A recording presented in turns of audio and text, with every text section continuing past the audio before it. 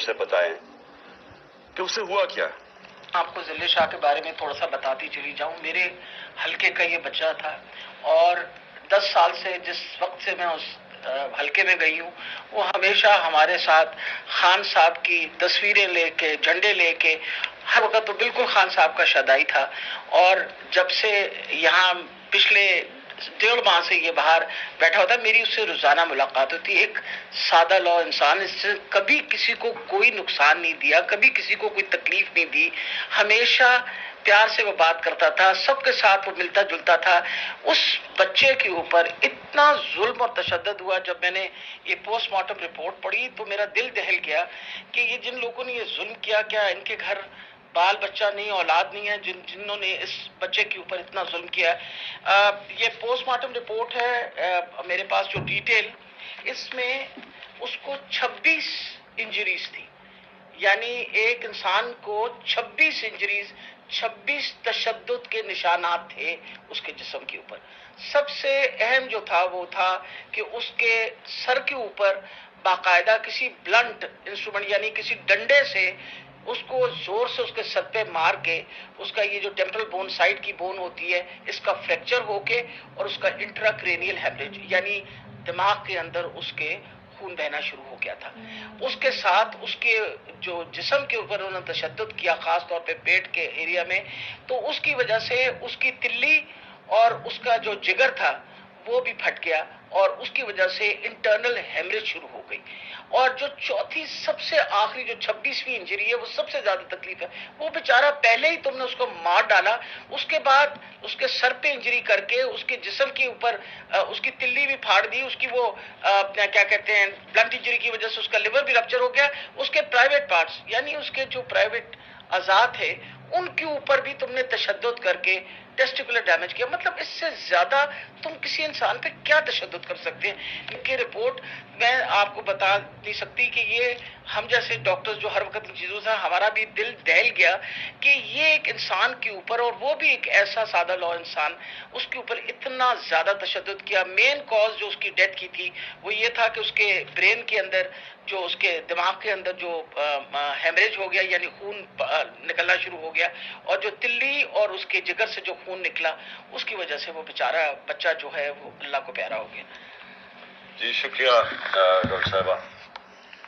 मैंने ये चाहा था कि आप पहले ये समझ लें, फिर से मैं ये बताना चाहता हूँ, वो स्पेशल चाइल्ड था। वो एक क्यों उससे सारे प्यार करते थे, क्यों, और उसकी जरा वीडियोस देख लें, सारे सोशल मीडिया पे उसकी वीडियोस चल रही है। उस तरह के इंसान से ये तशद्दुद करना, मैं सोचता रहा हूं कि अल्लाह हम किधर पहुंच गए। इतना ताकतवर है कि हाई कोर्ट के फैसले के बावजूद वो हुक्म करता है कि जनाब इमरान खान को नहीं दिखाना, और वो नहीं दिखाते। कौन इतना ताकतवर? और ये जो हमारे ऊपर, जब से मैं ये देखा है, एक आदमी जब से आया है उसको एक पोजीशन पे लगाया है, मैं नाम नहीं लेता क्योंकि फिर सेंसर हो जाएगा, उसको भी पता है, कौम को भी पता है वो कौन है। जो उसने जुल्म करना शुरू किया सियासी कारकुनों पे, एक्सपर्टीज थी उसकी काउंटर टेररिज्म, दहशत गर्दों से कुछ करता था, लेकिन मैं सोचता हूं कि वो दहशत गर्दों से भी ये जो करता होगा या जिनके ऊपर शक होगा करता होगा, तो वो कितनी नफरत फैली होगी उन इलाकों के अंदर। फिर एक और ड्रामा हो रहा है। जिले शाह के बाप को पहुंच गए सारे, ये पुलिस पहुंच गई उसके घर, पता नहीं उसे क्या हो रहा है। जोर ये लगाया जा रहा है कि किसी तरह केस पीछे हटे। जब सबको जिले शाह के वालिद ने बताया कि कल क्या हुआ है, आई विटनेसेस है, उन्होंने देखा इसको उस पुलिस वैन के अंदर, जो प्रिजन वैन थी, वो देखा सबने। उन आई विटनेसेस की स्टेटमेंट है कि हुआ क्या, गवाह बैठे हैं। उसके बावजूद कोशिश की जा रही है कि जी एक्सीडेंट हो गया या कोई और वजह बता दे उसके मरने की। ऊपर से 302 का मतलब कि मेरे ऊपर डाल दिया केस। ये कौन कर रहा है? ये कवर अप कौन कर रहा है? किसके पास इतनी ताकत है कि ये कवर अप करने की कोशिश कर रहा है? हम जब पुलिस वालों से अंदर से पैगाम आ रहे हैं, जी हमने नहीं किया, ये कोई नामालूम अफराद। कवर अप मेरा किसने किया? अरशद शरीफ का कवर अप कौन कर रहा है? मेरी जीआईटी को सैबोटाज कौन कर रहा है? कौन इतना ताकतवर है कि पुलिस को हुक्म देता है कि आपने गवाही नहीं देनी मेरी जीआईटी में, और फिर जीआईटी का रिकॉर्ड सारा गायब, और फिर जीआईटी को एक केयर टेकर गवर्नमेंट खत्म करवा देती है, और फिर अरशद शरीफ का कवर अप कौन कर रहा है? कौन उसकी जीआईटी आगे नहीं बढ़ने दिया जा रहा? और यही लोग अब इसका कवर अप करेंगे, क्योंकि इसमें से चीजें और निकलनी है। पुलिस ने कहना हमने नहीं किया, हमने इसको पूरी तरह केस लड़ेंगे। ये मोहसिन नकवी जो प्लांट किया हुआ, जो किसने प्लांट किया इस मुल्क, इस पंजाब के ऊपर चीफ मिनिस्टर, इसके ऊपर हम केसेस करेंगे, आईजी के ऊपर करेंगे, वो जो सीसीपीओ बनाया हुआ उस पे करेंगे। अदालत ने, सुप्रीम कोर्ट ने कहा कि जो पुराना सीसीपीओ है उसको वापस रीइंस्टेट करो, उसको अभी तक रीइंस्टेट नहीं किया। अदालतों के फैसले नहीं चल रहे हैं, अदालत कुछ कहती है या उसके ऊपर अमल नहीं किया जाता। कौन है इतना ताकतवर कि उसके पीछे ये खड़े होके सारे मुल्क के कानून तोड़ने के लिए तैयार है? वो गवर्नर क्यों नहीं, केपी का क्यों नहीं गवर्नर डेट दे रहा इलेक्शन की? वाज़ेह है, सुप्रीम कोर्ट ने कहा 90 दिन में होना है, वो क्यों नहीं दे रहा? कौन उसके पीछे खड़ा है जो वो डेट नहीं देता? सवाल मेरे सारे आखिर में पाकिस्तानियों के लिए, देखें, हमने बाहैसियत कौम फैसला करना है। क्या हमने इस जंगल में रहना है जिसका कोई अब मुस्तकबिल नहीं है और अपनी तबाही का रास्ते की तरफ जा रहा है? मुल्क तो डूब रहा है, माइशत तो तबाह हो गई है, सारे चोर ऊपर बैठ गए हैं, अपने 1100 अरब रुपए के केसेस खत्म कर दिए, पैसा इनका बाहर पड़ा है, 100 रुपए से ज्यादा इनके होते हुए डॉलर महंगा हो गया, रुपया गिर गया। यहां कौम गरीब होती जा रही है, इनका पैसा बाहर पड़ा ही है, इनको फायदा ही फायदा है, दौलत में इजाफा हो रहा है पाकिस्तान के मुकाबले में।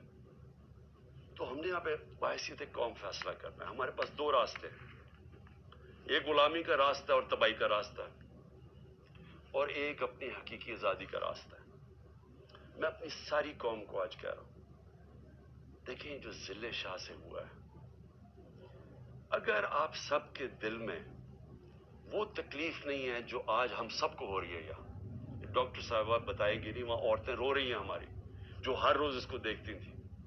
इसने 4 महीने हमारे साथ उधर धरने पे गुजारे, आज से 8-9 साल पहले जब 2014 में हमने धरना किया, 4 महीने ये वहां बैठा रहा।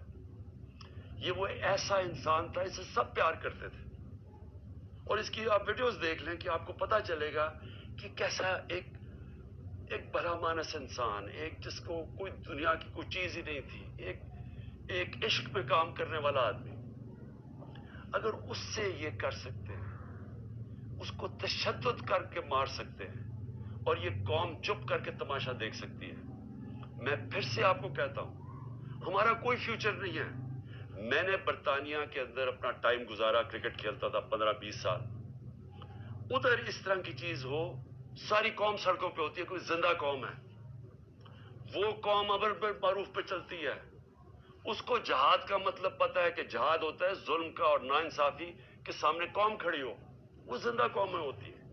मैं सारी आपकी अपनी कौम को कहता हूं, ये जो लोग, हमारी बदकिस्मती है कि ये जो जरदारी और नवाज शरीफ और शहबाज शरीफ जो 30 साल से जुर्म पेशा लोग इस मुल्क को लूट रहे हैं और हर किस्म का जुर्म करते हैं, ये बैठे हैं, और जो 2-3 नाम मालूम अफराद जो इसको जकड़ के बैठे हुए, जिनका मैं नाम नहीं लेता क्योंकि फिर कट जाएगा, इन्होंने ये मुल्क को उधर लेके जा रहे हैं। सारे पाकिस्तानियों जिनका जीना मरना इधर है, हमारी तरह के लोगों का, सारों को ये आज समझ आना चाहिए कि ये हम सब की बर्बादी है।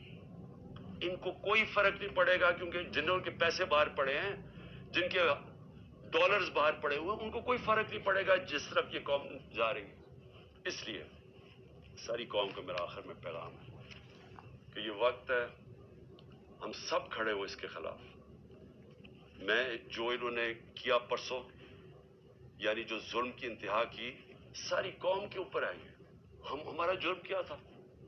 आप अगर कोई जुर्म भी ना करें, आइन और कानून के बीच में चलें, और फिर आपके ऊपर डंडे बरसाएं, लोगों को मारें, गाड़ियां तोड़ें और कत्ल कर दें एक उस इंसान, यानी जो یعنی جس کو شاید